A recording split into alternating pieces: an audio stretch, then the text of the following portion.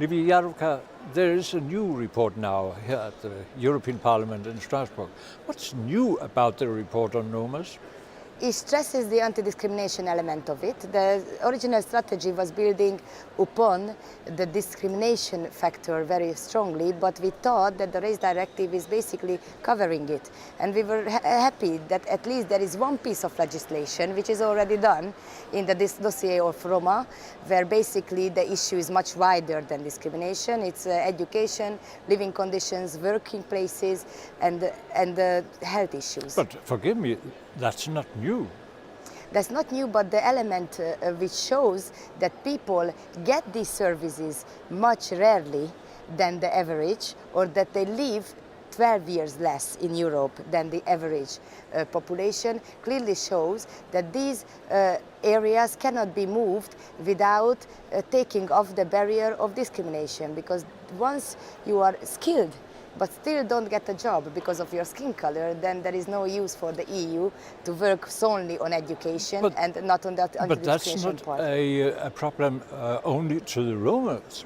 That's a general problem. Not at all, and the FRA-MIDI clearly shows how Western Africans, how different other minority groups in Europe has barriers when looking for jobs, when going to education. There is a huge segregation, which is very interesting around Europe because it's built on a geographical segregation. And instead of mantraing desegregation of these schools, we have to find new ways. So what I hope this report brings is a fresh ideas of how to fight segregation in the short term, how to desegregate in the short term, meaning that countries should get 10 years to make sure that their education system is completely in line with, for example, the Paris Declaration, which says that every single minority, every single disadvantaged group has the right to equal education. And it's a huge document, still nobody builds on it, not even the Roma. But you are mentioning Paris. The French attitude is, we don't have minorities. The French attitude is this, but for example, the Roma report clearly showed that they had to bow their heads because they were the country actually where the scandal broke out, which helped. So luckily, the argument was fished because of reality.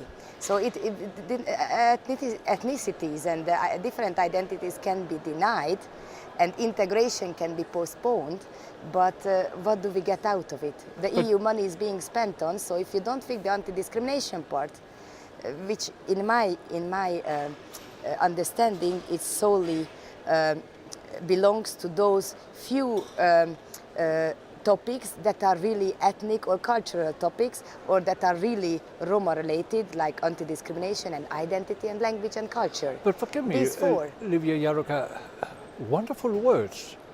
Are they to be implemented, and how to control that they are implemented? I'm not proposing any new legislation. I think the race directive should cover. What the problem is, and this report brings it out very openly, and Soraya Post has put it in very, very strongly, is the implementation, because we have equality bodies, yes? We have the equality plans of every single big cities. We have the European Roma strategy to have this out, and we have all the funds to fight discrimination and build upon on results coming from job market and education. So basically the system should be just implemented or work much better. There is a huge problem, for example, that you cannot really reach the equality bodies to talk about your own discrimination. So now the mobile application that I'm planning to introduce for all the poor in Europe, one of the site of the application says, I feel I have been discriminated.